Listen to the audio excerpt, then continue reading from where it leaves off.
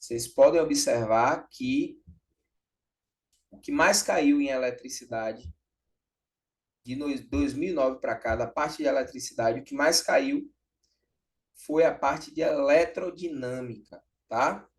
Então, a eletrodinâmica é a grande campeã aí de 2009 para cá na prova de física. Bom, eu passei para vocês o materialzinho já, não foi? O material da nossa aula. Já entreguei isso para vocês.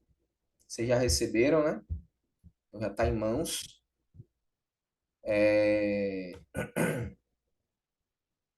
A gente vai seguir aquele esquema. Vou fazer um desenvolvimentozinho conceitual aqui com vocês, coisa bem de leve. Depois que a gente fizer esse desenvolvimentozinho conceitual, eu vou partir para as questões, tá? Então, nesse desenvolvimento conceitual, eu já vou adiantar para vocês nessa parte de eletricidade. O que vocês vão ter mais dificuldade é na parte de associação de resistores, sobretudo na parte de associações mistas, tá? E aí, pessoal, é uma coisa que os alunos sempre me perguntam: professor, como é que eu faço para ficar bom nisso? Como é que eu faço para conseguir chegar num nível bom nessa parte? Gente, não tem segredo, não tem mistério. Você vai precisar fazer muitas questões disso. É por isso que nessa parte eu vou fazer um material extra, como eu fiz na parte de dinâmica. Vai ter um materialzinho extra para vocês estudarem. Isso vai ser fundamental, isso vai ser importante para que vocês consigam fechar esse bloco bem. Então, vocês vão ter que ver muitas questões para vocês verem que algumas questões elas vão se repetindo. Às vezes é o mesmo circuito elétrico que o cara coloca, só muda os valores, mas o desenho do circuito é o mesmo. Então, a gente vai ver isso. E eu vou trazer isso aqui, vou estar trazendo isso aqui para vocês ao longo dessas aulas. Tá bom? Requer muita concentração, gente. Muita concentração. Porque da mesma forma que é um conteúdo recorrente, é um conteúdo também que tem muitos detalhes. E aí vocês vão precisar ficar muito atentos a esses detalhes, tá bom? Bom, vamos aqui. Eu vou trazer esse levantamento conceitual em cima de dois mapinhas mentais que eu fiz aqui, que eu montei. Esses mapinhas mentais que eu acho que são muito úteis, tá? Muito úteis para a gente ter uma noção generalizada e conseguir estudar algo de maneira mais objetiva e enxuta. Então, vamos lá. O grande conceito da eletrodinâmica é o conceito de corrente elétrica, tá? Esse conceito aqui é o principal conceito da eletrodinâmica. O que é corrente elétrica? Então, para que haja corrente elétrica, a gente tem que ter alguns critériozinhos para que a gente observe essa passagem de corrente elétrica por um corpo. Primeiro, você precisa aplicar uma diferença de potencial nesse corpo. Aplicando uma diferença de potencial, você já tem o primeiro pré-requisito para que você tenha uma corrente elétrica. E o que é essa diferença de potencial, pessoal? A diferença de potencial é a diferença de energia entre dois pontos para cada coulomb de carga. Unidade de carga elétrica é o coulomb. Então, diferença de potencial vai ser a diferença de energia. Pense, partículas eletricamente carregadas, elas só vão se deslocar, só vão se mover no campo elétrico se houver diferença de energia entre dois pontos, tá?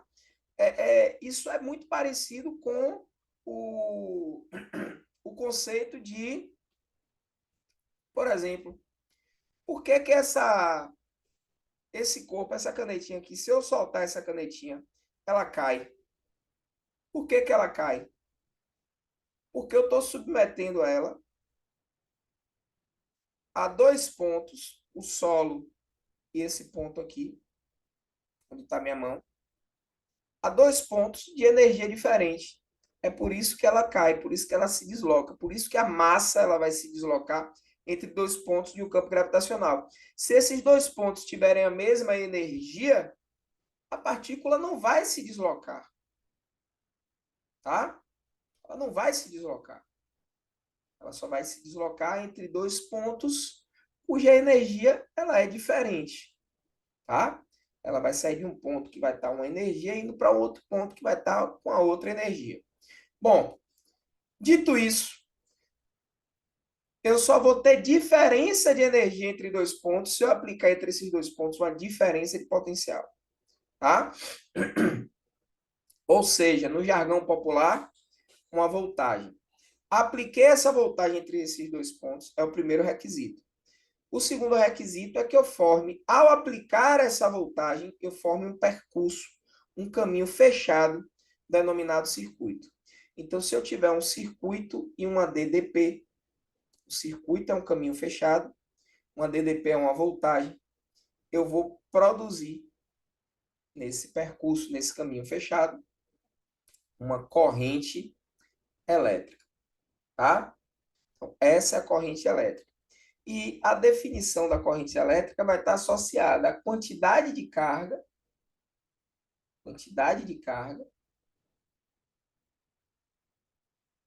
elétrica, tá? Carga elétrica, que vai estar passando no decorrer do tempo. Então, qual é a carga elétrica que está passando nesse percurso fechado, denominado circuito, no decorrer do tempo? Chamamos isso de corrente elétrica, carga sobre tempo, tá?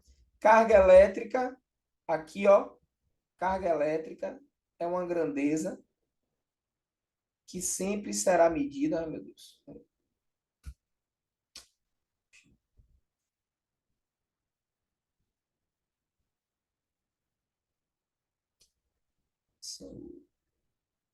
Carga elétrica é uma grandeza que sempre vai estar sendo medida aqui em Coulomb.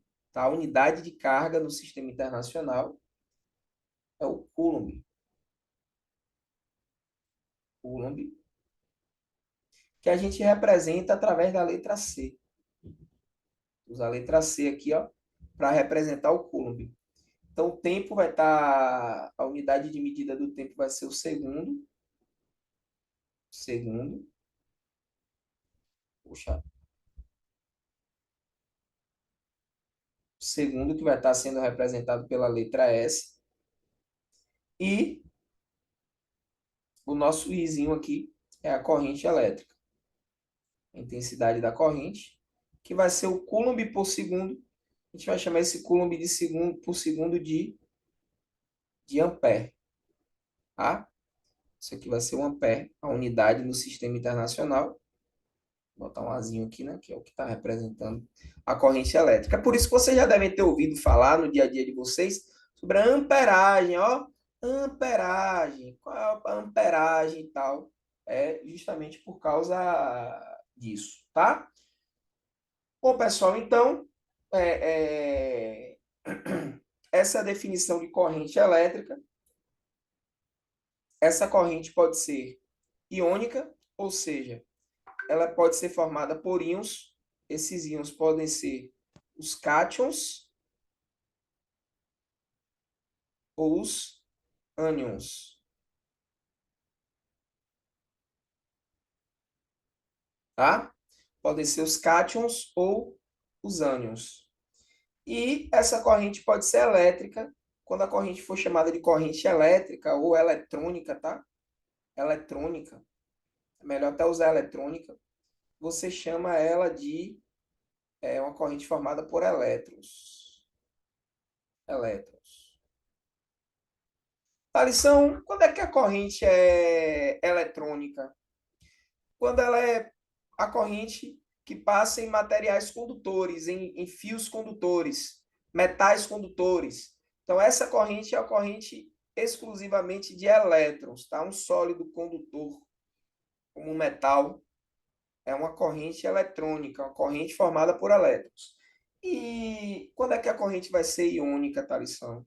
Quando você tiver a corrente produzida por uma solução iônica, tá? É uma solução iônica, é uma solução de íons. Por exemplo, vou dar um exemplo aqui. A urina, ela é uma solução iônica, tá? A urina é uma solução iônica. Você tem íons na urina, por isso a urina ela conduz a eletricidade, tá? A corrente que vai estar passando na urina vai ser uma corrente iônica. Outro exemplo, a água potável. Essa água da Embasa, né, que a gente chama água da Embasa, água mineral também, são soluções iônicas que vão estar também conduzindo eletricidade. A água pura não conduz eletricidade, tá, gente? Água pura, H2O somente. Água pura, água que não está misturada com nada.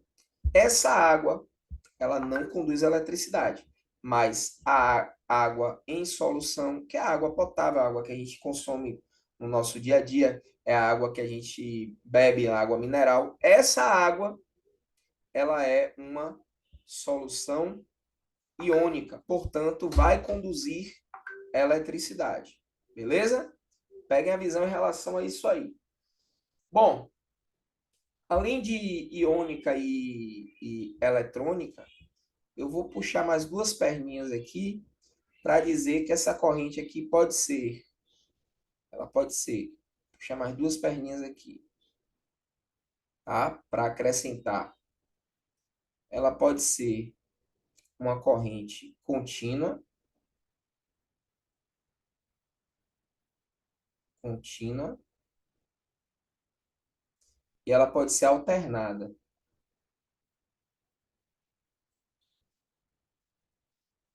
Uma corrente contínua é uma corrente que se mantém constante no decorrer do tempo, mantém o mesmo valor. Uma corrente alternada é uma corrente oscilatória. Ela fica oscilando entre um valor máximo e um valor mínimo, em torno do valor zero. Então, ela atinge o máximo, zero, mínimo. Mínimo, zero, máximo. Máximo, zero, mínimo. E ela fica se alternando entre esses dois valores aí de máximo e de mínimo. Quando a corrente tem essa característica, ela é chamada de corrente alternada, tá? Bom, os efeitos da corrente são cinco. É importante que vocês saibam esses cinco efeitos. A gente tem o efeito da corrente associado à produção de um campo magnético, ou seja, a construção de um ímã, que a gente vai chamar de, esse ímã a gente vai chamar de eletroímã. Tá? O eletroímã, esse acento aí não existe, não. Atômica. O eletroímã, o famigerado eletroímã, é, é um fruto do efeito magnético da corrente. Corrente elétrica pode produzir um campo magnético. A gente tem o efeito térmico, né? Ou efeito Joule, é a mesma coisa, tá? Efeito térmico ou Joule é a mesma coisa. Esse efeito térmico ou efeito Joule é o efeito da corrente associado à passagem de uma corrente elétrica no circuito, produzindo energia térmica, ou seja, produzindo calor. Então, temos o efeito térmico também como um dos efeitos da corrente. Outro efeito da corrente é o efeito luminoso. O que é esse efeito luminoso? Você vai ter a produção de luz, de luminosidade, através da passagem da corrente. O exemplo disso é o LED, né? O LEDzinho, a lâmpada fluorescente, a gente tem aplicações do efeito luminoso da corrente elétrica. Bom, um outro efeito é o efeito químico, que ocorre no processo principalmente de folheamento de joias, tá? Quando você quer criar uma película de algum metal em torno de outro metal, você faz isso através de um processo chamado de folheamento e você produz isso através do efeito químico da corrente. Você vai colocar esse metal numa solução iônica Professor, Oi? você pode repetir efeito químico aqui cortou, eu não entendi. É o efeito químico. Eu comecei a explicar agora o efeito químico. O efeito químico é o efeito associado ao folheamento de joias. Quando você quer folhear uma joia, romanel. Não sei se vocês já ouviram falar da romanel. Aquelas joias são joias folheadas. Você tem um metal base ali e você põe uma películazinha fina de ouro ou de prata, enfim, do metal que você quiser produzir esse folheamento. Então, esse processo de folheamento, onde você vai usar uma corrente iônica para fazer isso, é uma consequência do efeito químico da corrente elétrica. Você vai ter lá um ânodo e um cátodo, vai ter uma solução iônica onde você vai introduzir esse ânodo e esse cátodo, e através disso você vai produzir uma corrente iônica, e essa corrente iônica será responsável por criar na superfície desse material uma películazinha que a gente vai chamar de um folheamento, tá? Esse efeito da corrente elétrica a gente vai chamar de efeito químico, tá? Isso é o efeito químico. O efeito fisiológico é o efeito no nosso corpo humano, né? O choque elétrico. Choque é uma consequência do efeito fisiológico da corrente. É quando a corrente ela está agindo não só no corpo humano, mas em qualquer organismo vivo. Então, o choque ele pode ser aplicado em qualquer ser vivo, né? Não só no ser humano. Toda vez que a gente estiver diante desse efeito, a gente vai ter um efeito chamado de efeito fisiológico. Lembrando que o choque elétrico ele pode agir tanto para o bem quanto para o mal. Então, uma pessoa ela pode tomar um choque elétrico, sofrer um choque elétrico e morrer, mas esse choque elétrico também ele pode ser utilizado para reanimar uma pessoa que teve uma parada cardiorrespiratória. Então, em ambas as situações, a gente vai ter um choque e a gente vai estar evidenciando aí o efeito chamado de efeito fisiológico da corrente. Ok, pessoal? Alguma dúvida em relação a isso aí? 5 efeitos. Grave esses 5 efeitos, tá? Nosso segundo mapa mental aqui, a gente vai ter as leis de Ohm e a potência elétrica. A potência elétrica sendo aí o conteúdo isolado que mais caiu no Enem de 2009 para cá, tá? Vamos lá, vamos lá.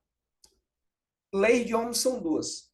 Essa primeira lei aqui, ela vai dizer o seguinte, que essa resistência, né, quando você aplica uma DDP, que é uma DDP, voltagem, tá? DDP ou voltagem, você aplica uma DDP, DDP é medida em volts, tá? Num corpo que oferece uma certa resistência, desculpem, resistência.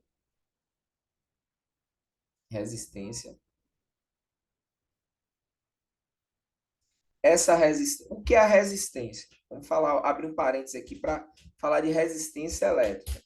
Resistência elétrica, gente, é uma propriedade que eu tenho, que vocês têm, que todo corpo tem. Olha o que eu estou dizendo aqui. Isso é uma característica do corpo. Então, essa canetinha aqui tem uma resistência. Esse relógio aqui tem uma resistência. Você tem uma resistência, que é basicamente a capacidade que você tem de resistir à passagem da corrente elétrica. A capacidade que o corpo tem de resistir, de impedir a passagem da corrente elétrica, tá? Isso é a resistência. Alguns corpos têm maior resistência, outros corpos têm menor resistência, mas vai estar diretamente associado à capacidade do corpo, que o corpo oferece em resistir à passagem da corrente elétrica. Isso é a resistência elétrica. A medida disso aqui, é em ohm, tá? A gente está estudando as leis de Ohm. Oh, meu Cristo. Como estamos estudando as leis de Ohm, Então, a gente mede resistência elétrica aqui usando essa unidade de medida, que é o ohm.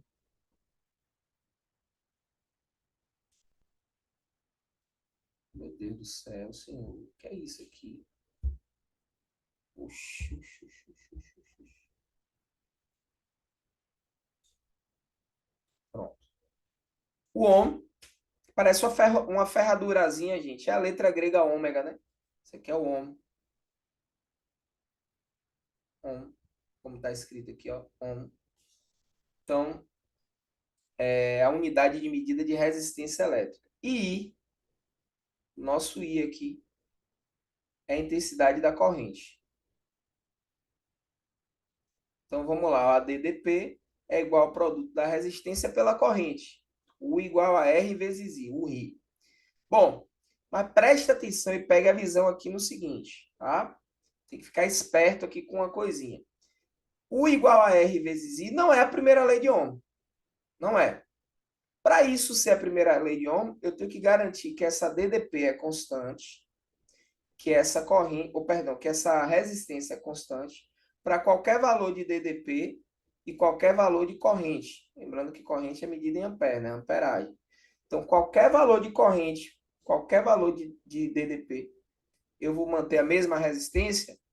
Se isso é verdade, se a resistência se mantém constante para quaisquer valores de DDP ou quaisquer valores de corrente, aí a gente tem a primeira lei de Ohm. A primeira lei de Ohm vai versar sobre isso, tá?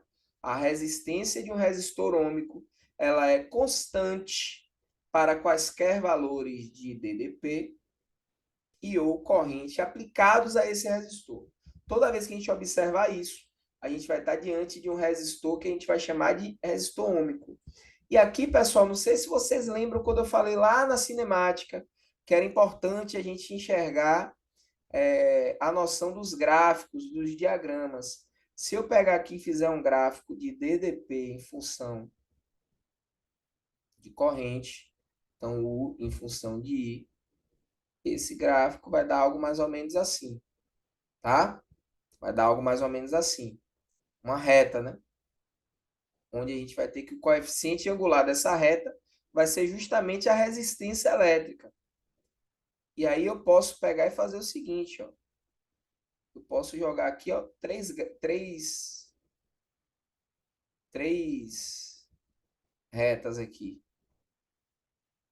Três retas. Então, vamos lá, ó.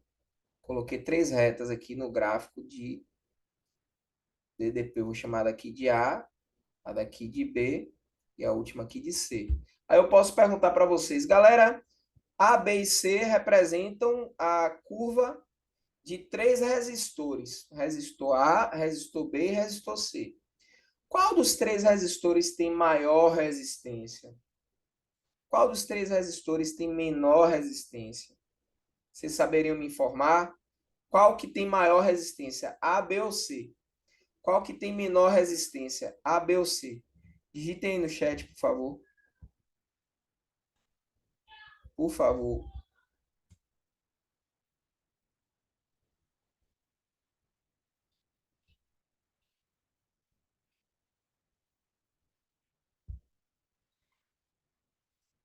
Qual é o que tem maior resistência?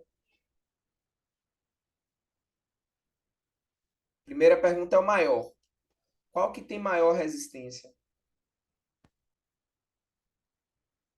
É o A.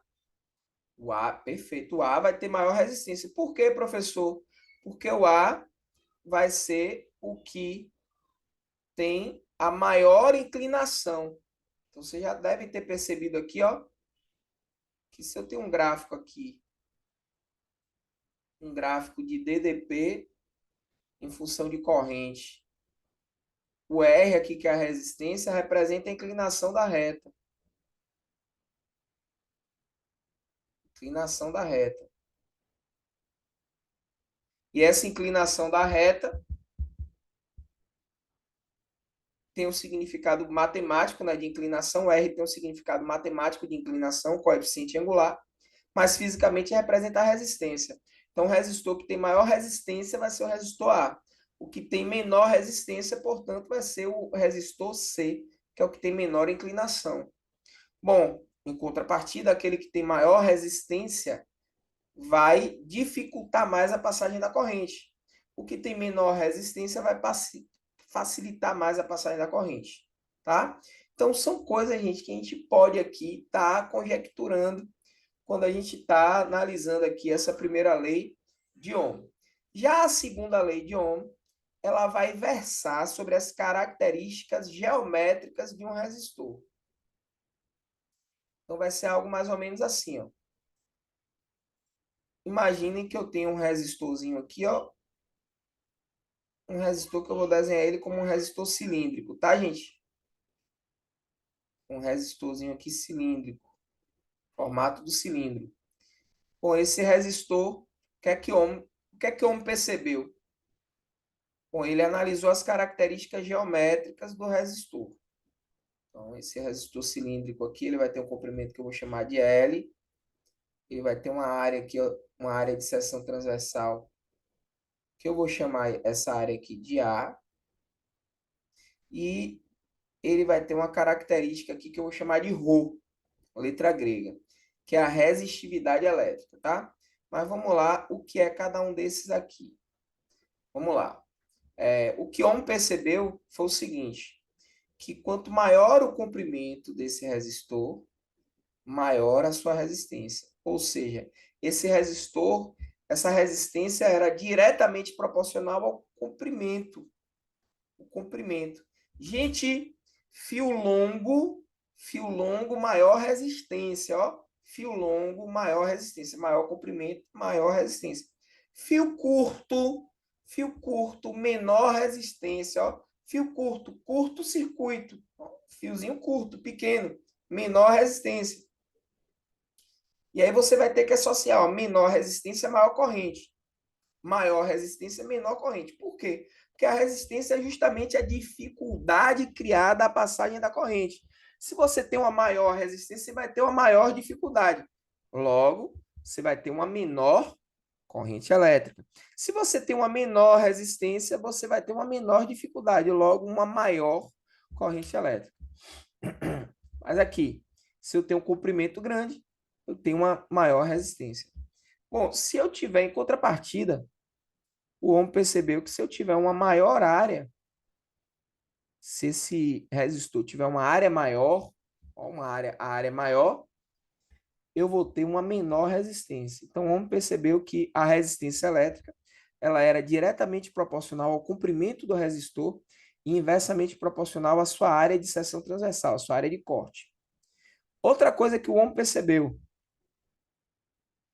foi o seguinte, que essa resistência ela podia estar associada a uma característica, ao material que está feito, que é feito esse resistor, que é feito esse corpo.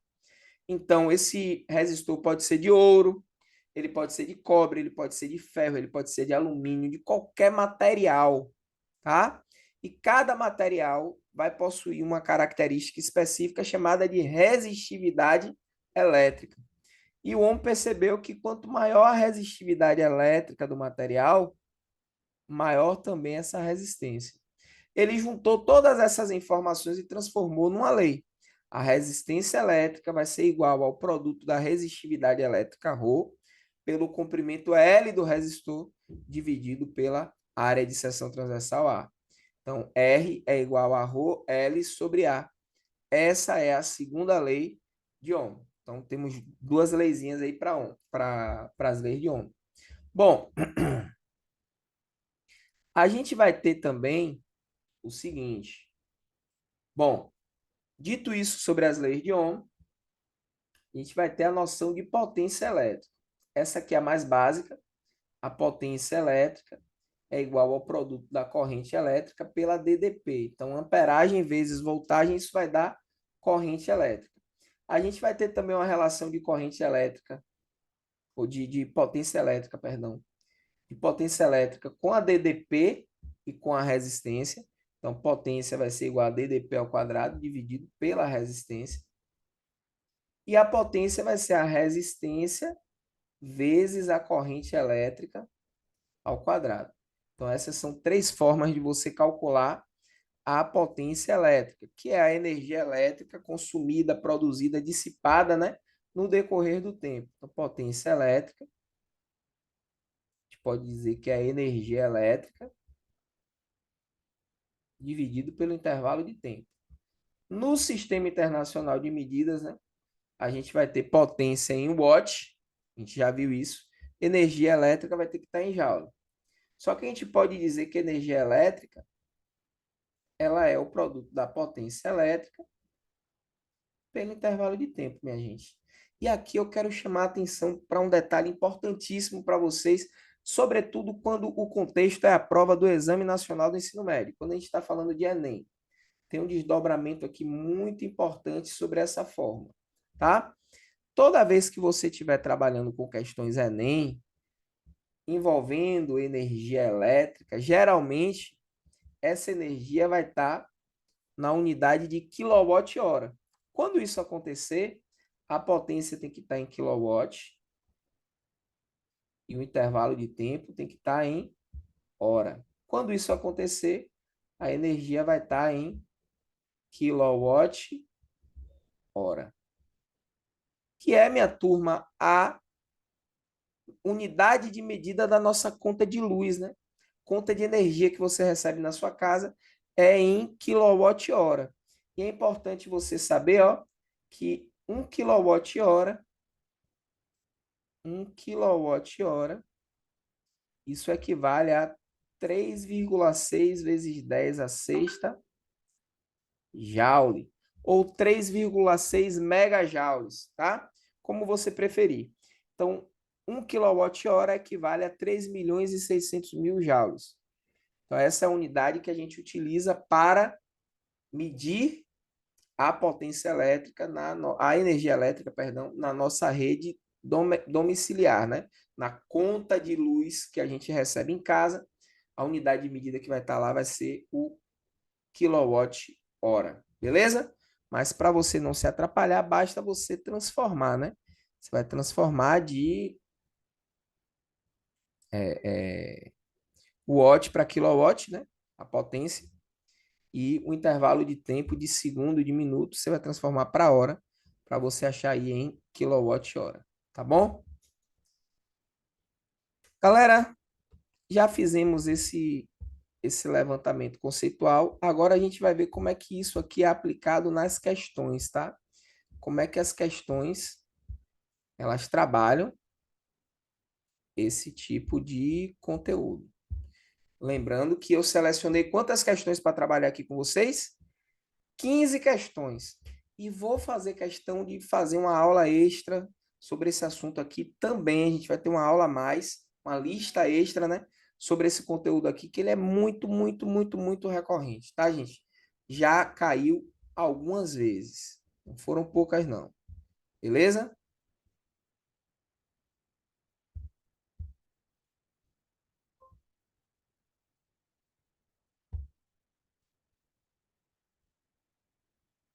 Alguém quer perguntar alguma coisa, pessoal?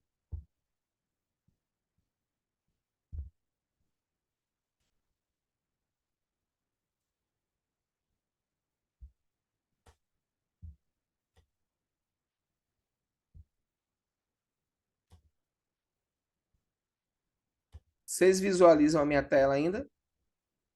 Estão conseguindo visualizar a tela? Sim, dá pra ver. Tá agora a PDFzinho aqui que eu coloquei do nosso da nosso último que eu compartilhei na nossa no nosso grupo, não foi? Vamos lá ver aqui essa questãozinha do Enem de 2009, tá? Questãozinha do Enem de 2009, a questãozinha aí de eletricidade. Vamos ver como é que resolve essa bonita aqui, né? A propósito, alguém chegou a meter mão nessas questões? Chegaram a meter mão? Eu vou fazer o seguinte, ó, eu vou deixar elas aqui enquanto vocês leem e refletem sobre ela. Eu vou beber uma água. Vou pegar uma água para mim. Só um minutinho, que eu tô com a garganta seca.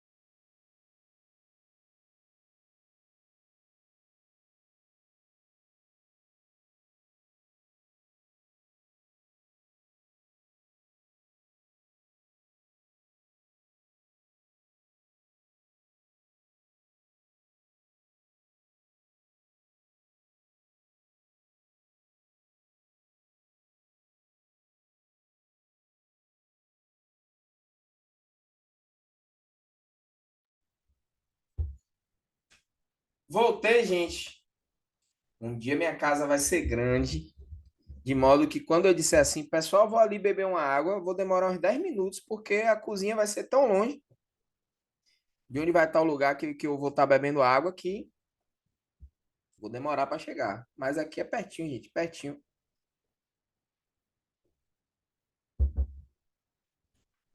Você dá risada, né, seu Ian? E vocês também, viu? Futuros médicos, engenheiros, advogados, juízes, delegados, delegadas. Vocês também, viu? A bênção tem que circular. A gente não pode deixar a bênção ficar num lugar só, não. Você tem que. Se você é abençoado, você tem que abençoar. Sua oração não pode ter só o venha a nós, não. Tem que ter o vosso reino. O Pai Nosso quer dizer isso. Venha a nós, ao vosso reino. Então, ó Deus, venha para mim e me abençoe para que eu possa também abençoar outras pessoas. Tem gente que tem um pensamento. Na minha cidade, o pessoal diz que assim, a pessoa só se coça para ela. Ela não sabe se coçar para os outros, não. Né? Então a gente não pode ter esse pensamento. Tem que ter o pensamento de que se você é abençoado, abençoe, rapaz.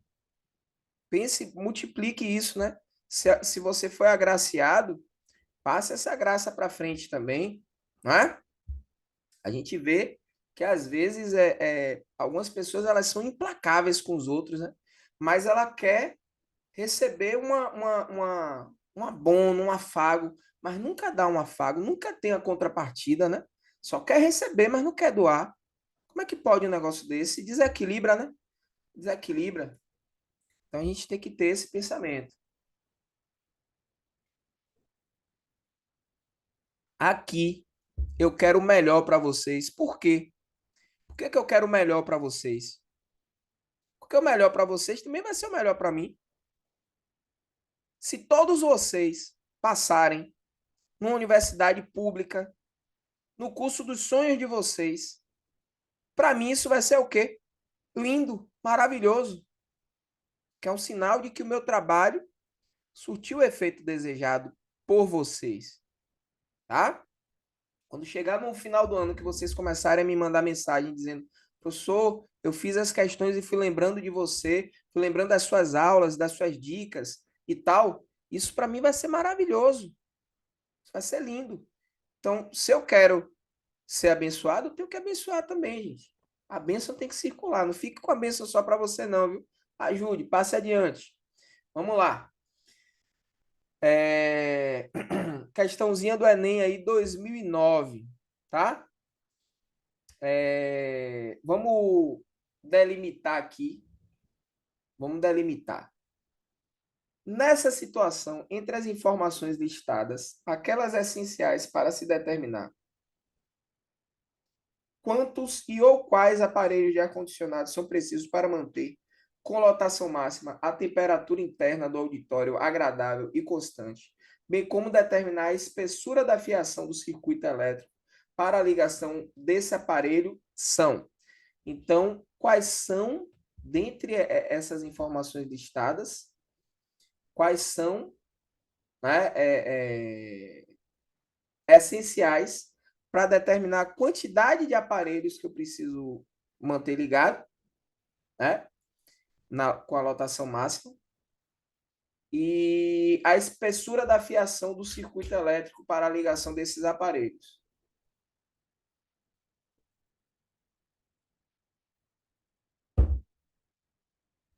Pessoal, a espessura, vamos começar pela espessura, tá?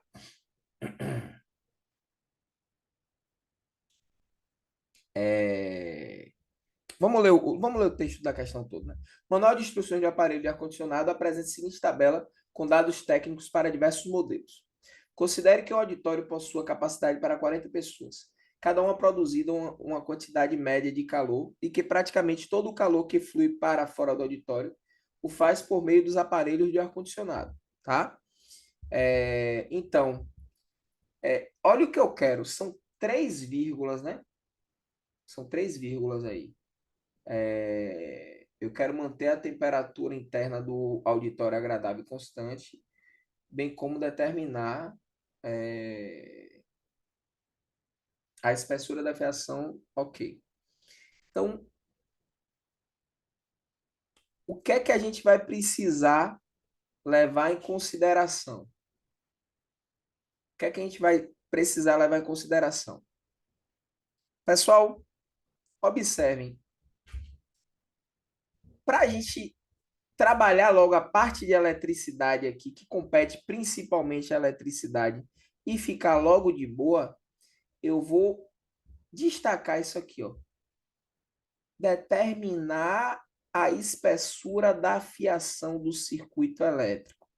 Aí você pensa, ó, a espessura da fiação do circuito elétrico vai ser isso aqui, ó. Vai ser isso aqui, ó. É se eu estou usando um fio. Eu estou usando um fio. Deixa eu pegar aqui uma cor aqui, sei lá, essa corzinha aqui. É o seguinte. Isso aqui faz círculo mesmo, não quero círculo, não quero elipse. Quero uma elipse. Que é elipse. Perfeito. Vai ser o seguinte, ó. O fio que eu vou usar é um fio mais fino ou é um fio mais grosso? Então, esse fio que eu estou utilizando aqui, ó, no circuito, é um fio mais fino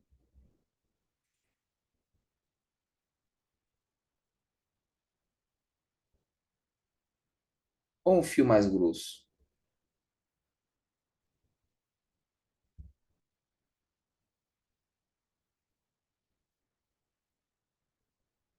Minha turma, a espessura do fio aqui está impactando em qual das grandezas? Vamos lá. Quando você viu falar aqui de espessura, característica geométrica de um fio, de um resistor, então você já vai diretamente para a segunda lei de Ohm. R é igual a ρ L sobre A. A espessura, o diâmetro aqui, isso está impactando, ó, esse diâmetro, essa espessura está impactando diretamente em que grandeza dessas três aqui? Que grandeza? No comprimento, na área. Qual dessas grandezas está sendo impactada pelo diâmetro do fio, pela espessura do fio?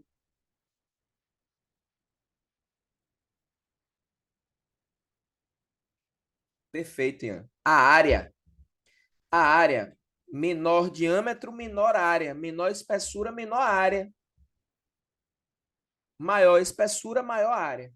Então, veja, o que tem menor espessura tem menor área. Se tem menor área, vai ter maior resistência. São inversamente proporcionais, né? O que tem em contrapartida, o que tem maior área vai apresentar menor resistência, vão ser inversamente proporcionais, né? Vamos lá. Então, quando eu mexo com a resistência.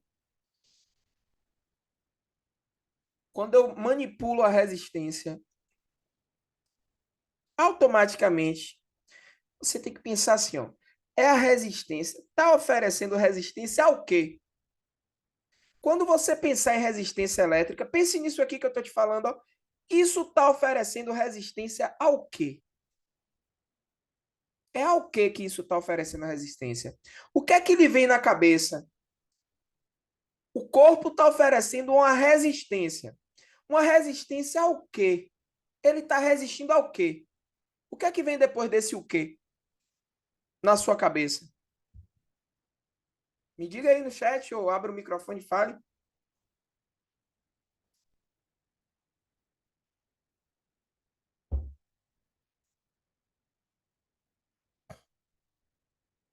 Hein? O nome da grandeza é resistência elétrica, gente. Resistência ao quê? Não é? Resistência ao quê? Resistência significa que impõe uma dificuldade. Isso está impondo uma dificuldade ao quê, pessoal? É isso que eu quero que vocês me respondam. Está impondo uma dificuldade ao quê?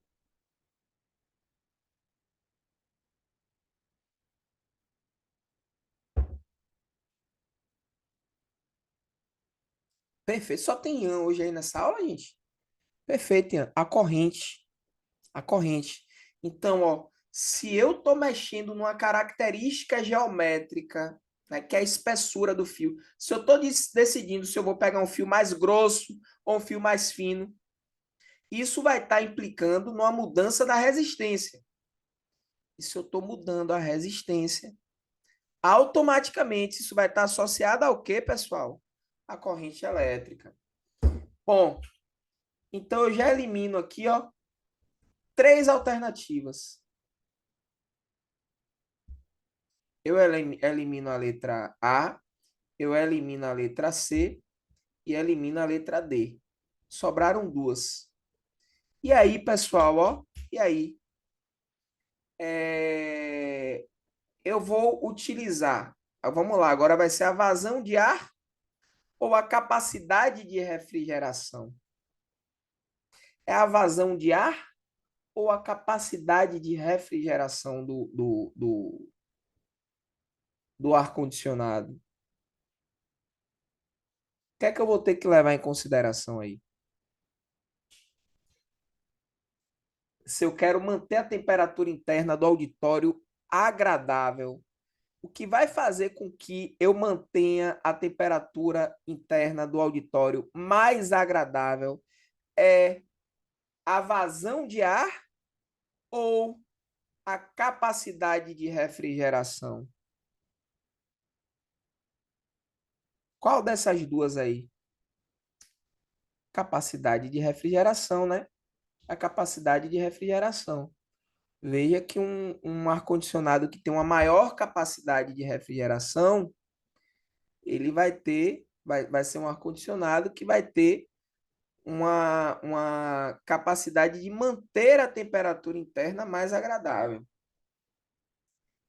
Só que tem um termozinho aí, pessoal, que eu particularmente não gosto nessa questão,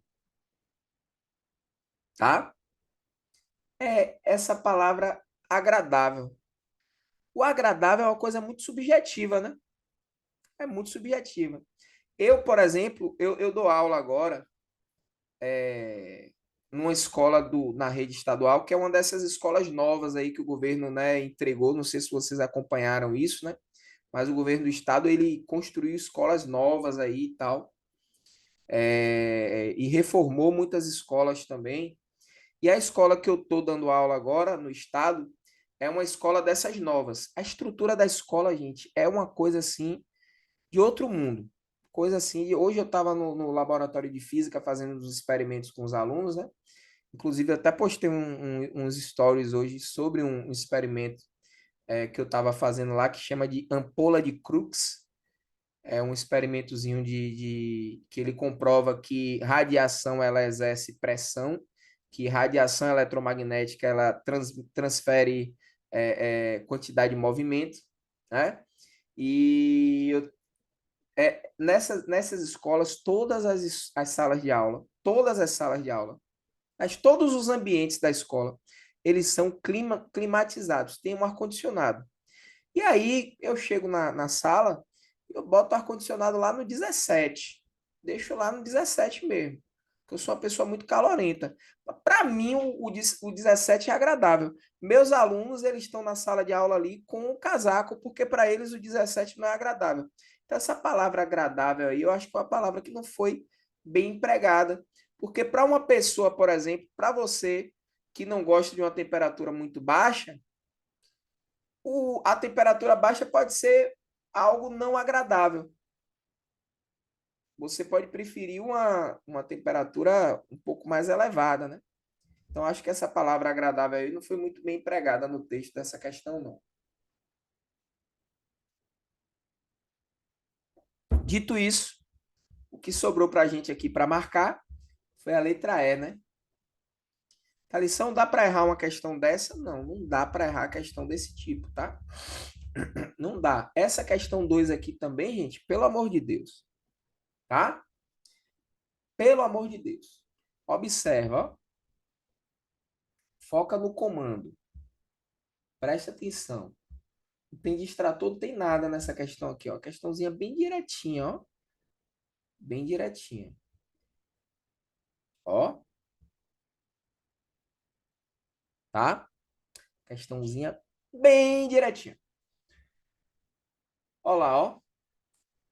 A resistência elétrica de um... Vou ler o comando. Mantendo-se as mesmas dimensões geométricas, o fio que representa menor resistência elétrica é aquele feito de... Bom, mais uma vez, segundo a lei de Ohm. Resistência. Falou de características geométricas, ó. Ó, falou de características geométricas envolvendo resistência, automaticamente você, ó, segundo a lei de Ohm, tá? Resistência elétrica envolvendo características geométricas, segundo a lei de Ohm. Então, R é igual a ρ L sobre A, tá? Ok. Ele diz que manteve as características geométricas constantes. Então, manteve o L constante e o A. E ele está dizendo assim, ó, eu quero variar o ρ. Eu quero variar o ρ. Mas quem é esse ρ, Thalisson? Quem é esse ρ? O ρ é a resistividade elétrica, que é uma característica do material. Resistividade elétrica.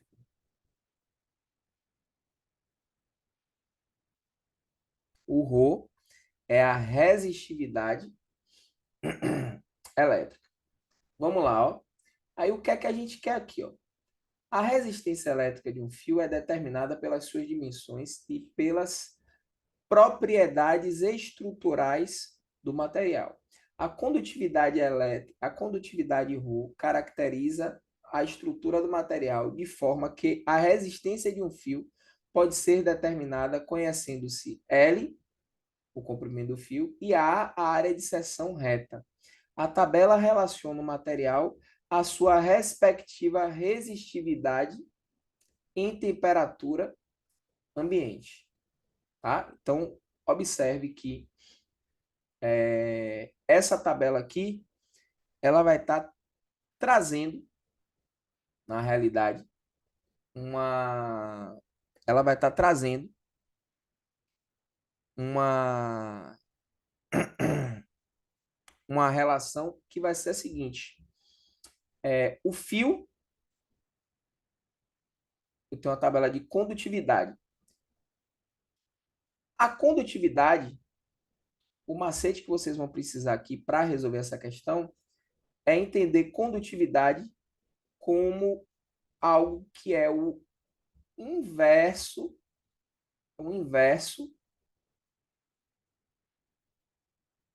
da resistividade.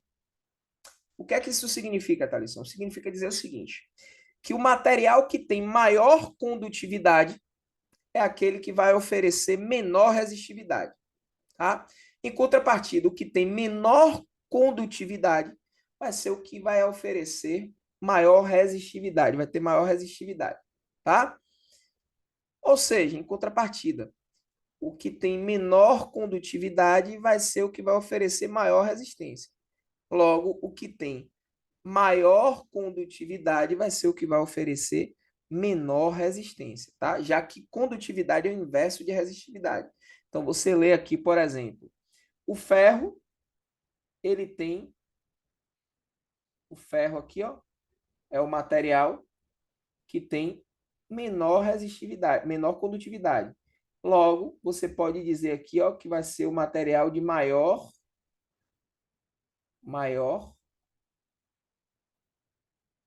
resistividade, já que a condutividade dele é menor. Então, o que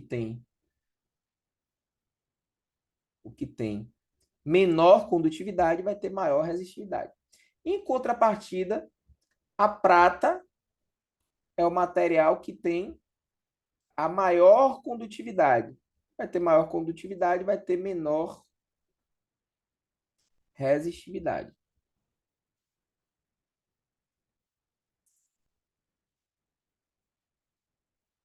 Como a resistividade ela é diretamente proporcional à resistência e o problema aqui pede o material de menor resistência. Se eu quero de menor resistência, tem que ser o de menor resistividade. Se tem que ser o de menor resistividade, esse material só pode ser a prata. Então, você marca a letra E e corre para o abraço. Tá? Marque a letra E e corra para o abraço. Dúvidas, meu povo? Pergunte se você tem alguma dúvida. Fique só olhando para mim com caras de paisagem, não. Se bem que eu não estou nem vendo vocês, mas posso estar imaginando isso aqui. Pergunta. Ô, Thales, Diga, largue o doce. Diga. a internet aqui caiu um pouquinho, mas aí na tabela, basicamente, condutividade e resistividade são inversamente sonantes. Você fez São aí. conceitos inversos, tá? São conceitos inversos. O material que tem maior condutividade é o material que mais facilita a passagem de corrente. O material que tem menor condutividade vai ser o material que menos facilita. O material que tem maior resistividade é o que mais dificulta a passagem de corrente. O que tem menor resistividade é o que menos dificulta. Então, a gente vai poder fazer o paralelo. Aquele que tem maior condutividade vai ser o que vai ter menor resistividade. Em contrapartida, o que tem menor condutividade vai ser o que vai possuir maior resistividade. Tá? Ok? Beleza, entendi. Show de bola, meu brother. Lá se foi a questão 2. Vamos para 3. Estão vendo que essas questões aí, em princípio, eu já coloquei aqui alguma questão de circuito elétrico? Não. Coloquei alguma questão aqui de associação de resistores? Também não. Coloquei nada, tá? Ainda nada. São questõezinhas aqui, por enquanto, que são questões conceituais. São questões conceituais. Conceito das leis de Ohm que a gente viu agora. Está usando para resolver essas questõezinhas. Deixa eu chamar aqui, ó.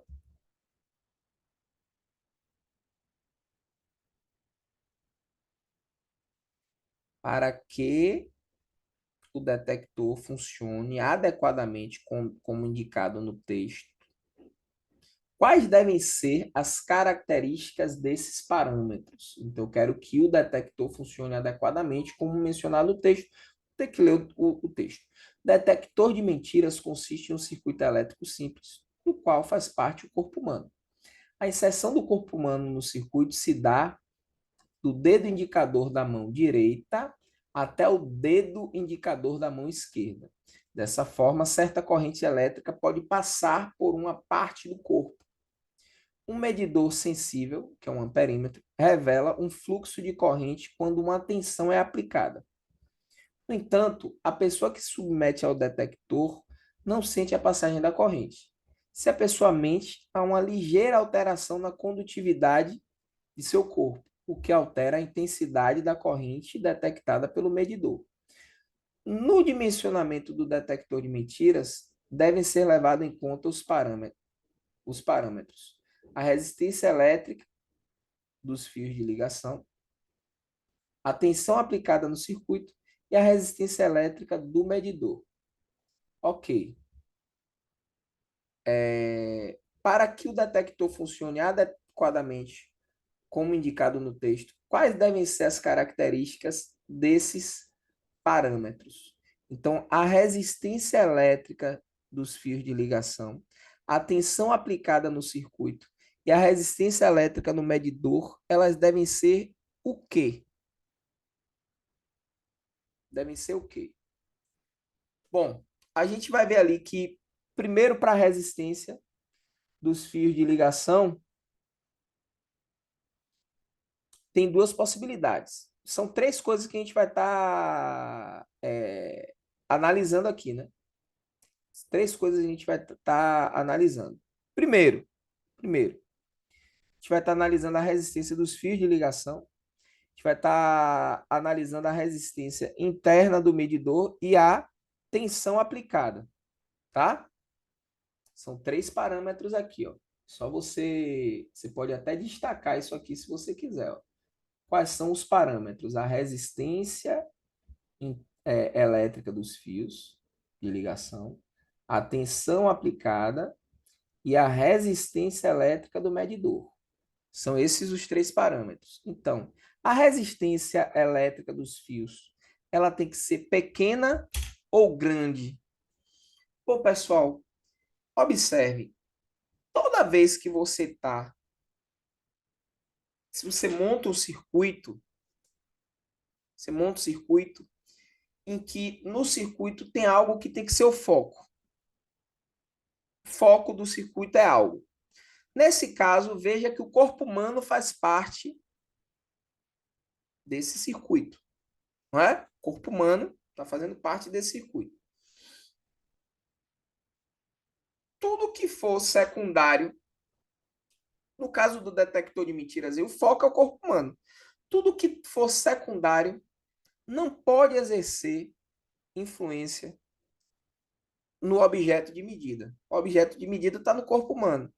Então, o resto, que é secundário, não pode estar exercendo influência no objeto de medida. Logo, a contribuição dos fios de ligação tem que ser uma contribuição desprezível, gente. Se a contribuição tem que ser desprezível, esses fios têm que oferecer uma resistência bem baixinha, uma resistência muito pequena, de modo que essa resistência não vai influenciar de maneira direta no objeto de medida, que é justamente essas flutuações que acontecem de corrente no corpo humano, tá? E resistividade, no caso, né, que vai gerar uma flutuação de corrente também. Então, a resistência tem que ser pequena ou alta dos fios de ligação? A resistência tem que ser pequena. Então, tem que ter uma pequena resistência, tá? Então, primeira parte aqui, pequena resistência. Onde tem alta, eu vou dizer que é falso. Então, na letra B, na letra C começa com alta, eu já vou eliminar isso aqui como falso. Vamos lá, agora do meio. Falamos da resistência à tensão. A tensão tem que ser alta ou tem que ser baixa? Aí você pega e pensa. Você pega e pensa, ó. A resistência do corpo humano, ela vai ser aproximadamente constante, tá? Vamos lá, ó. Ó, U vai ser igual a R vezes I. O problema diz aqui, ó. O problema diz aqui, ó.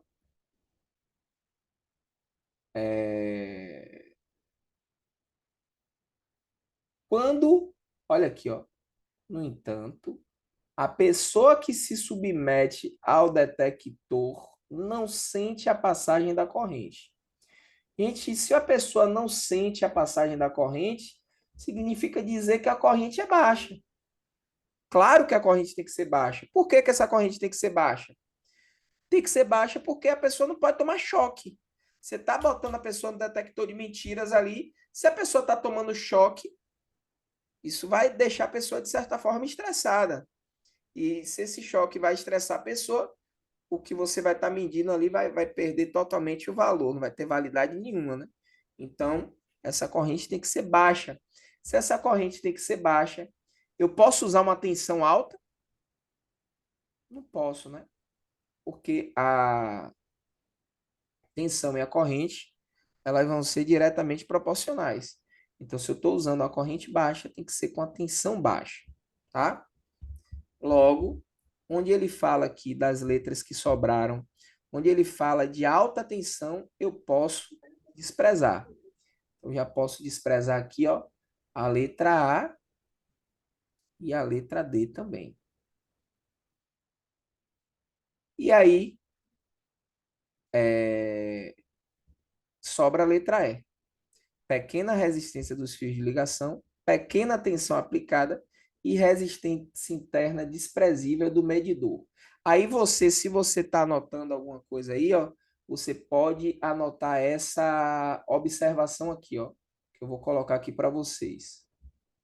Toda vez que falar em amperímetro, toda vez que você falar em amperímetro, ouvir falar em amperímetro, o amperímetro ele é usado para medir, ele é um medidor de corrente. Medidor de corrente. E ele tem resistência interna desprezível sempre. Resistência interna desprezível.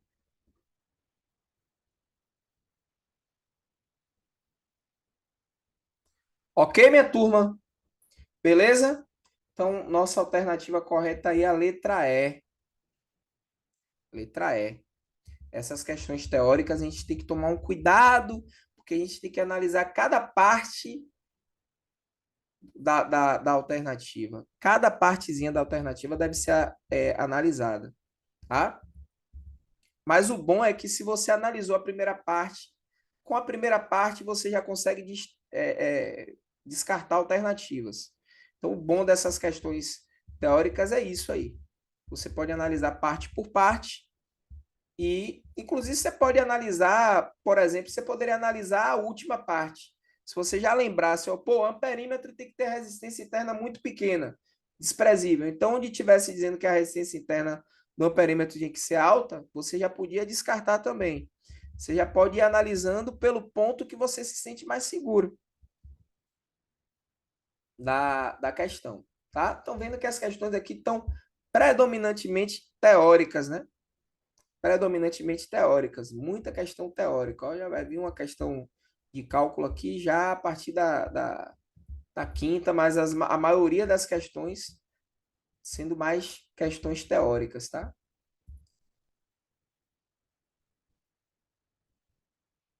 A gente vai fazer aqui algumas delas.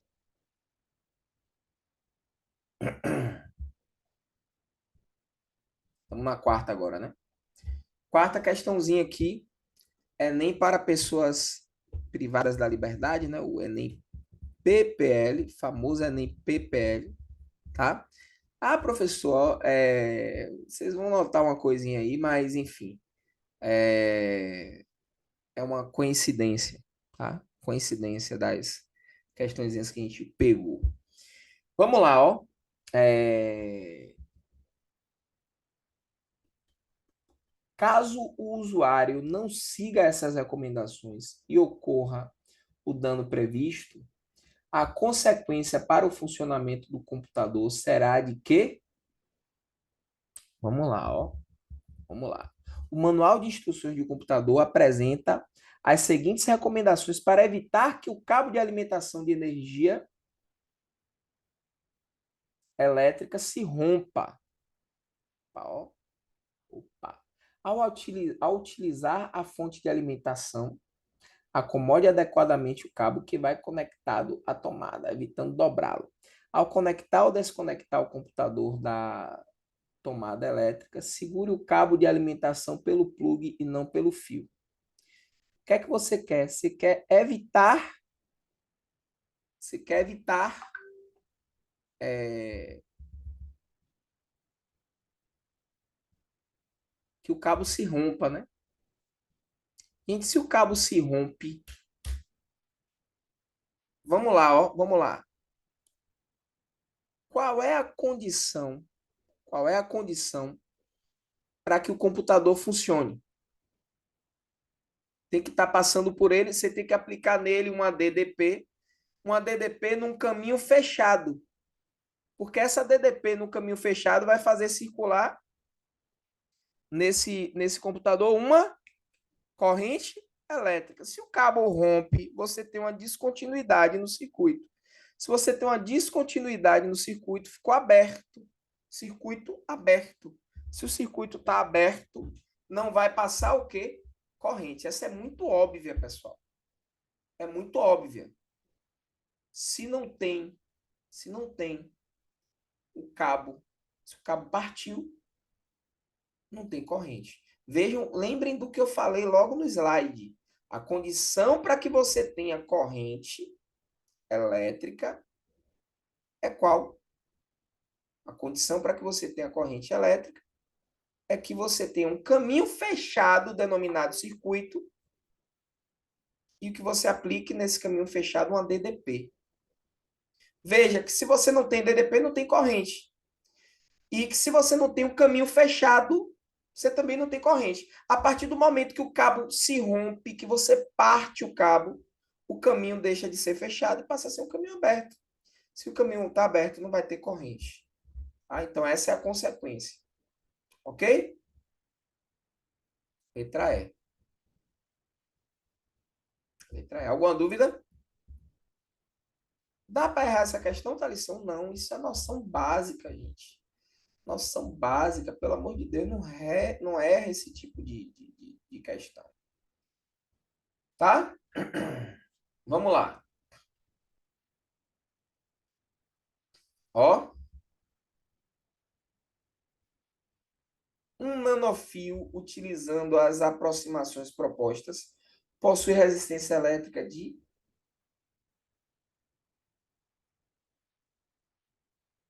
Era resistência elétrica. Ó.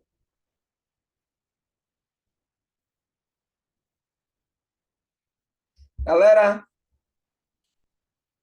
vamos ler. Recentemente foram obtidos os fios de cobre mais finos possíveis, contendo apenas um átomo de espessura, que podem futuramente ser utilizados em microprocessadores.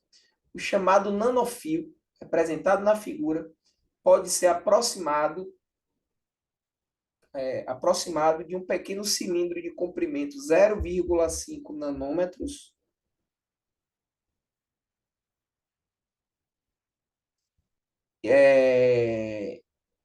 a seção reta de um átomo de cobre é de 0,05 nanômetro quadrado. Vamos lá. Eu quero saber, e ele diz que a resistividade do cobre é de 17 nanômetros, 17 ohm vezes nanômetro. Eu quero saber quanto que é essa resistência elétrica. Galera, falou de características geométricas do resistor. Falou de características geométricas do resistor. Qual é a lei que eu uso? Qual a lei de Ohm? Segunda lei. Fatalmente você já vai para a segunda lei. R é igual a ρL sobre A. Então, aqui eu tenho, ó. Aqui eu tenho o L. Aqui eu tenho o A. E aqui eu tenho o ρ. Olha que lindo.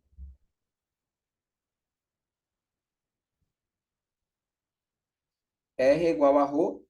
A Thalisson teria que transformar de nanômetro para metro. Nesse caso, não. Por quê? Porque tudo aqui está em nanômetro. Ó. Tudo aqui está como base em nanômetro. Significa dizer que quando eu achar essa resistência, eu vou achar em ohm. Então, não vou precisar transformar. Se você quiser transformar para verificar exatamente o que eu estou falando aqui, você pode transformar.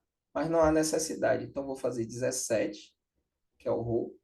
O L é 0,5 sobre o A, que é 0,05.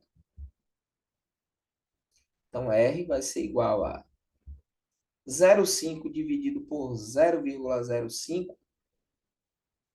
Isso vai dar quanto? Eu vou facilitar aqui, ó. Vou colocar em notação científica. 5 vezes 10 a menos 1. Aqui embaixo eu vou ter 5 vezes 10 elevado a menos 2. Eu corto 5 com 5.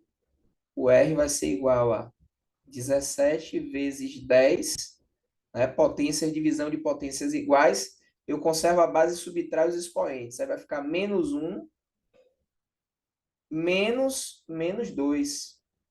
Ou seja, menos 1 mais 2. Menos 1 mais 2 é 1. Então, R vai ser igual a 17 vezes 10, que dá 170. 170 ohms.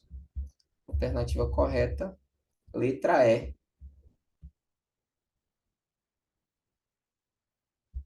Dúvidas? Dá para errar uma questão dessa, Thalisson? Não. Aplicação direta de fórmula. Gente, Foi tranquilo. lembrem isso. Oi, diga, pergunte. Não, foi tranquilo essa questão. Tranquila, né? E vocês têm que colocar essas coisas na cabeça de vocês, pessoal. Eu estou dando o mapa da prova do Enem para vocês aqui, ó. Quais vão ser as questões mais difíceis? É questão de mecânica? É questão de eletricidade? Não, não é. A questão mais difícil vai ser aquela questão que você vai ter que dar mais de um passo, usar mais de uma fórmula para resolver. A questão que você vai resolve aplicando direto a fórmula, analisando proporcionalidade, é questão mais simples, é questão mais direta. Essa é uma questão desse tipo. E a gente vai ver aqui algumas questões desse tipo que você não pode errar. Agora, aquela questão que você teve que dar 3, 4 passos para resolver a questão, isso é questão muito difícil. Não é prioridade na sua prova. Prioridade na sua prova é esse tipo de questão aí. Então, dentre as 15, 16, 14 de física, você vai buscar quais? Você vai buscar quais? As mais fáceis. Ah, e as mais fáceis são as de eletricidade? Não. As mais fáceis são aquelas diretas. São questões diretas. Independente de ser de eletricidade, de mecânica, de ondulatória. É direta, é fácil. Preciso de uma sequência de passos a partir de 3. Até 2 passos, ok. A partir de 3 passos já entra num grau de dificuldade maior. É a questão que eu vou ter que deixar para o final. Esse é o mapa da prova do Enem. Pega essa visão.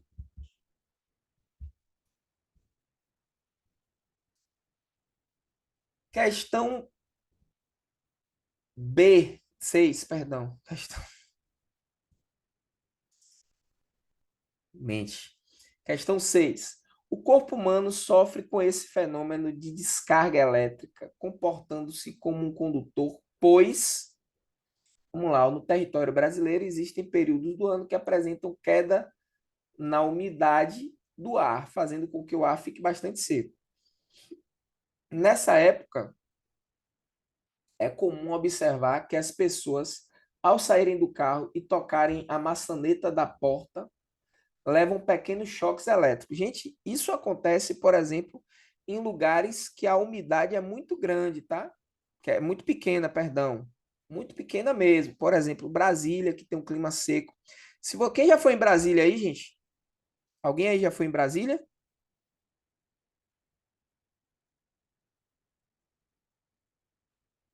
Rapaz, até para responder se você já foi em Brasília, vocês demoram de responder, gente? Ian já foi aí, ó. Ian já foi. Ian, você ficou em casa, em hotel lá em Brasília?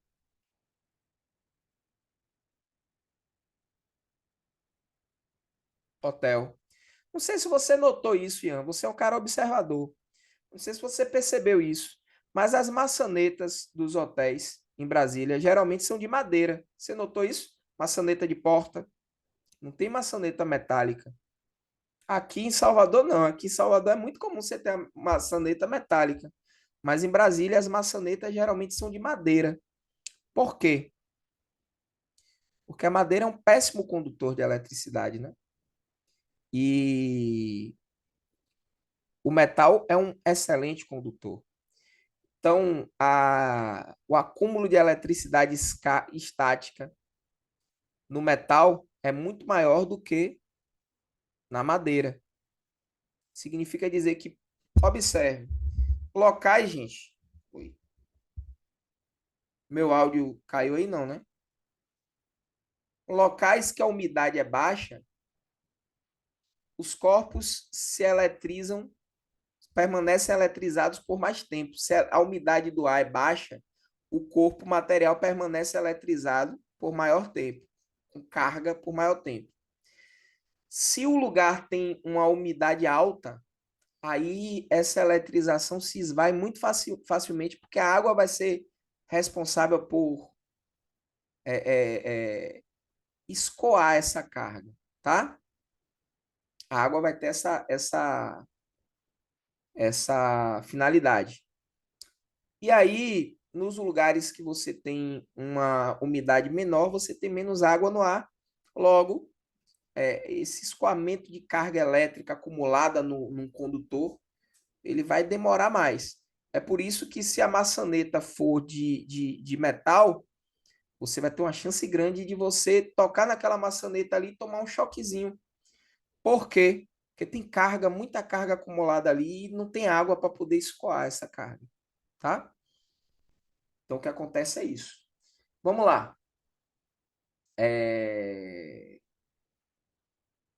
O que é que vai. Então, o corpo humano sofre com esse fenômeno de descarga elétrica, comportando-se como um condutor. Por quê? Por que, que o corpo humano se comporta como um condutor? Porque oferece resistência nula ao movimento da quantidade líquida de carga através do corpo? Não, né, gente? Se a resistência fosse nula, é, é, é, se essa resistência fosse nula, é, a gente ia curto-circuitar, né? Se você receber a descarga, você ia curto-circuitar, se a resistência fosse nula, se fosse desprezível. Não é, tá? B, permite que uma quantidade de carga se desloque com facilidade através do corpo. Exatamente. O corpo ele vai permitir que a carga se desloque com uma certa facilidade, né? Através do nosso corpo. Por isso que a gente toma o choque. Significa dizer que a carga passou fácil pelo nosso corpo. E aí a gente tomou o choque. Tá? Tem uma corrente elétrica considerável a ponto da gente tomar esse choque. Tá? Então, a alternativa correta aí já é a letra B. Porque as outras estão falsas. Permite que uma quantidade de carga se desloque com dificuldade? Não, né? Se você tomou choque, é porque você facilitou a passagem da corrente pelo seu corpo e não dificultou. Então tá falso. Mas também não pode facilitar a ponto de curto-circuitar, né? Toda vez que você tiver aqui, ó, fala aqui de resistência nula, ó, associe isso ao curto-circuito, tá, gente? Reduz o deslocamento da quantidade líquida de carga em função do aumento da diferença de potencial? Também não tem, isso não faz o menor sentido. Como é que você aumenta a DDP e diminui a carga que está passando, diminui a corrente? O que ele está dizendo isso para você é isso. Reduz o deslocamento da quantidade de carga líquida em função do aumento da diferença de potencial. Se diminuiu a quantidade de carga, você diminuiu o DDP. Então, isso não faz o menor sentido. Alterna a capacidade de deslocamento da quantidade de carga no corpo, facilitando ou dificultando o fenômeno. Ele está querendo dizer que você está. O corpo humano tem a função de tornar a corrente alternada. Não faz sentido também, né? Não faz sentido. Então, isso vai estar falso. Resposta correta, letra B. Vamos ver a sétima. Professor, a facilidade é por conta do clima seco? Oi? Porque a facilidade, eu não entendi essa parte, porque É estava porque cortando observe, aquele, a observe. chamada. Ele usa o clima seco para justificar você tocar no objeto metálico e tomar o choque, tá? Então, toda vez que você estiver num lugar que o clima é seco e você tocar num objeto metálico, tem uma chance de você tomar um choque. No clima úmido, você não vai ter essa chance, tá? De tocar no objeto metálico e tomar o choque. Por quê? Porque aquela carga que ali se acumulou naquele objeto metálico, ela se esvaiu pelo ar devido à umidade da água. A umidade do ar, perdão, a presença de água no ar, tá? Se o objeto, se o ar ele é seco, essa carga que está ali acumulada, que pode te causar um choque, ela se esvai muito, vai se esvair num tempo muito longo. Então, quando você tocar no objeto metálico, tem carga ali. Você vai tomar choque. Há uma chance de tomar choque. Então, ele está usando o clima seco para justificar que o objeto metálico te causou o choque, tá? O clima seco está sendo usado justamente para isso aí, tá? Se o clima está úmido, a chance disso acontecer é praticamente nula. Você não vai tomar choque tocando em objeto metálico num lugar que o clima é úmido, tá? Beleza? Beleza. Vamos para a 7.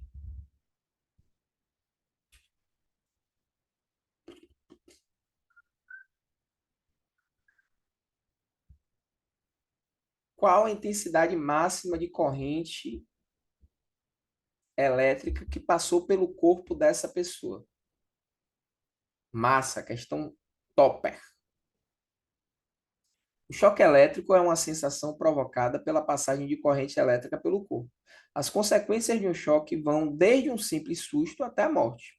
A circulação das cargas elétricas depende da resistência do material. Aí. Para o corpo humano, essa resistência varia de 1.000 ohms, quando a pele está molhada, até 100.000 ohms, quando a pele está seca. Uma pessoa descalça, lavando sua casa com água, molhou os pés e acidentalmente pisou em um fio desencapado, sofrendo uma descarga elétrica em uma tensão de 120 volts. Então, pessoal, eu tenho uma pessoa aqui que molhou os pés. Tem uma pessoa aqui que molhou os pés.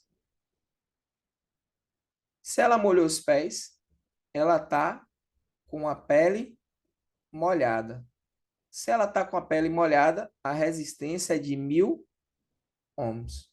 Para uma DDP de 120 volts, quanto é a corrente? Então, eu quero saber a corrente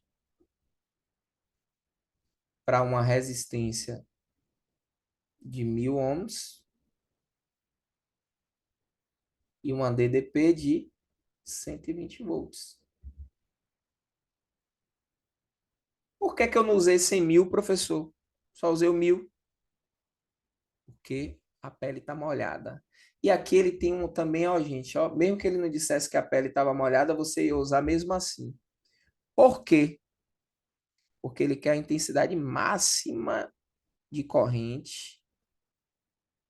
Passou. É a máxima. Vou fazer aqui, ó. A máxima corrente. Como ele quer a máxima corrente, você vai usar a menor resistência.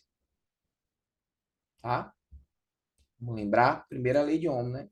Falou de geometria do resistor aqui, né? U é igual a R vezes I. U é 120,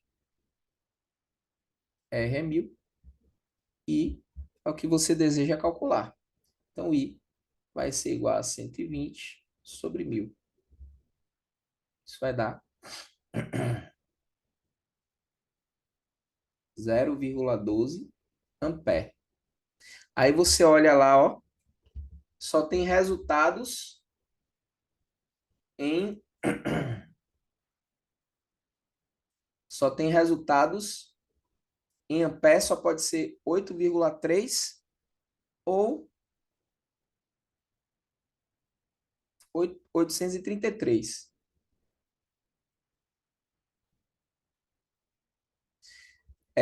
Pessoal, aqui até uma pessoa, ó, deixa eu dizer, passar uma informação aqui para vocês, tá? Uma informação aqui importante. Se você tomar um choque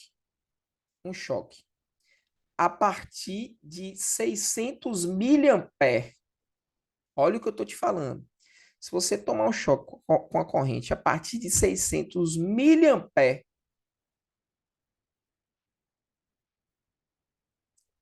você já tem um choque que pode te causar danos. A partir de 600 miliamperes. Isso já pode te causar até uma parada cardíaca. 600 miliamperes de corrente, tá? Então, meus amigos, ó, esses choques aqui, ó, são absurdos. Isso aqui é para torrar uma pessoa. Correntes muito altas, praticamente insuportáveis para um ser humano, né? Então, eu fico aqui entre 1,2 miliampere e 120 miliampere. Aí a gente tem que lembrar que o prefixo mili é 10 a menos 3, tá? Prefixo mili é 10 a menos 3. Então, eu tenho que transformar esse 0,12 aqui numa potência que seja 10 a menos 3, para aparecer o mili. Então, eu vou andar uma, duas, três casas para a direita.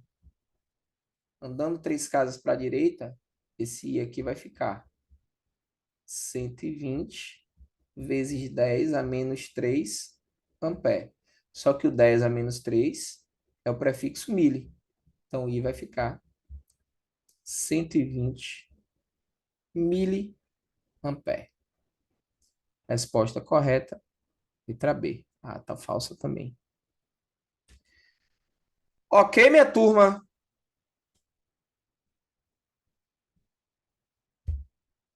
Vamos resolver a derradeira. Questão 8.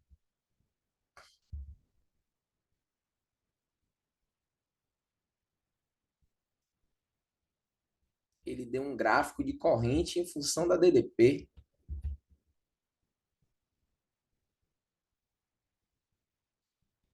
Vamos lá, ó. O valor da resistência elétrica da polianilina na presença de altas concentrações de amônia em é.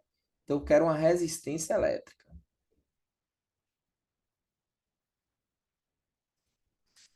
Vamos lá, ó. Vamos ler o texto? Dispositivos eletrônicos que utilizam materiais de baixo custo, como polímeros semicondutores, têm sido desenvolvidos para monitorar a concentração de amônia em granjas avícolas. A polianilina é um polímero semicondutor que tem um valor de sua resistência elétrica nominal quadruplicado quando exposta a altas concentrações de amônia. Na ausência de amônia, a polianilina se comporta como um resistor ômico e sua resposta elétrica é mostrada no gráfico.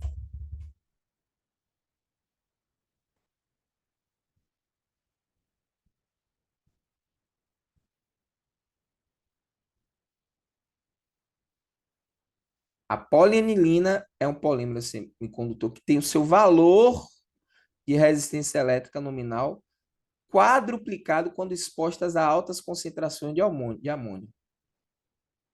Tá? O que a gente quer é o valor da resistência elétrica da polianilina na presença de altas concentrações de amônia. Então, o que é que a gente vai fazer? A gente vai calcular o valor a baixas exposições de amônia, a baixas concentrações de amônia. Vamos calcular esse valor de R. Depois, o resultado que a gente encontrar, a gente vai quadruplicar esse resultado. Vamos multiplicar esse resultado por 4. Então, o gráfico aqui é o gráfico de um resistor ôhmico. Você vai escolher qualquer ponto desse gráfico, tá? Escolha aí um ponto, qualquer ponto desse aqui, ó. Sei lá, ó. Eu quero a corrente de 4 vezes 10 a menos 6, ó. Quando a corrente é 4 vezes 10 a menos 6, a DDP é 2 volts. Então, vamos lá, ó. Poderia ter pego qualquer outro ponto. Escolhi esse aqui. Então, uma corrente de 4 vezes 10 a menos 6 ampere para uma DDP de 2 volts. Quanto é a resistência disso aqui? Eu sei que U é igual a R vezes I. Então, U, que é 2, é igual a R, que eu quero saber, vezes o I, que é 4 vezes 10 a menos 6. Então, R vai ser igual a 2. Vou botar assim, gente. 2 vezes 10 elevado a 0. É a mesma coisa que 2, tá? Dividido por 4 vezes 10 elevado a menos 6. Então, nosso R vai ser igual. 2 dividido por 4 dá 0,5. 10 elevado a 0 dividido por 10 elevado a menos 6, isso dá 10 elevado a 6. Para ficar certinha a minha notação aqui, vou deixar 5 vezes 10 a quinta ohms. Só que o problema diz aqui, ó. Aliás, eu não vou deixar assim. Mas eu vou deixar assim. 5 vezes 10 a quinta. Só que como a gente quer para altas concentrações, né? Então a resistência para altas concentrações, que eu vou chamar de R', é 4 vezes a resistência para baixas concentrações. Ou seja, 4 vezes esse resultado que a gente achou. Multiplicando isso aqui por 4, vai ficar 20 vezes 10 a quinta, que vai ser 2 vezes 10 a sexta ohms. Qual é a nossa respostinha? Letra E. Letra E.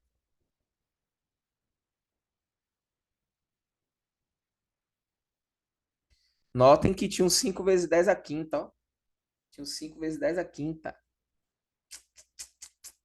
Se você não lê direito a questão, né, e vê que é para altas concentrações de amônia, você se atrapalha. E aí, o que é que acontece, minha turma? Você erra, tá? Eu vou fazer a 9. Vou fazer a 9. É uma questão que apareceu aí em algumas outras provas. Então, eu vou fazer ela aqui com vocês também, que é uma questão que vai usar a definição de corrente, que foi, a gente não apareceu ainda para a gente aqui.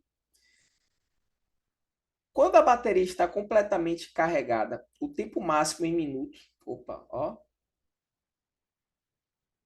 o tempo máximo em minutos que esse notebook pode ser usado antes que ela descarregue completamente é de. Então, eu tenho aqui uma corrente de 2 amperes. 2 amperes.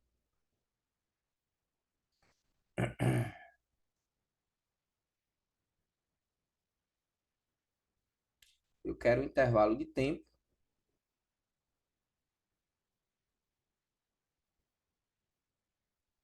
E aqui ele me dá, ó, a carga da bateria, que é 4.400 miliampere hora.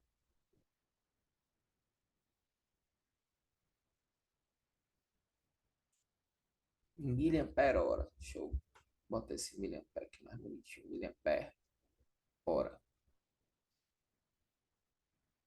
Ok. O que é que eu vou fazer aqui? Eu vou transformar isso aqui de ampere para miliampere. Transformar de ampere para miliampere, gente, eu preciso multiplicar por 1.000, tá? De ampere para miliampere eu multiplico por 1.000, de miliampere para ampere eu divido por 1.000. Então, multiplicando isso aqui por 1.000, isso vai dar 2.000 miliamperes. Bom, se eu acho aqui, pessoal, ó, se eu deixo a corrente em miliampere, a carga está em miliampere hora, esse tempo aqui eu vou achar em hora. Depois eu vou ter que transformar para minuto. Então vamos lá. Qual é a definição de corrente? Corrente é a quantidade de carga dividido pelo intervalo de tempo. Tá? A corrente aqui é 2.000. 2.000 vai ser igual a carga, que é 4.400, dividido pelo intervalo de tempo. Então, o intervalo de tempo vai ser igual a 4.400 dividido por 2.000. Corto zero aqui com zero, outro zero com outro zero. Corta esse zero aqui, bota uma vírgula. 4,4 sobre 2 dá 2,2 hora. Só que eu não quero em hora, eu quero em minutos.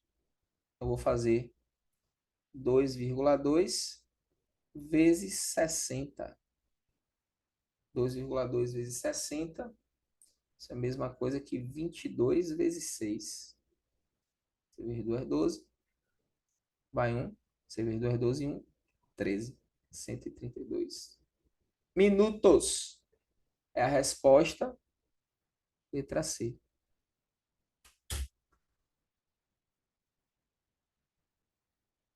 Questões fáceis, né?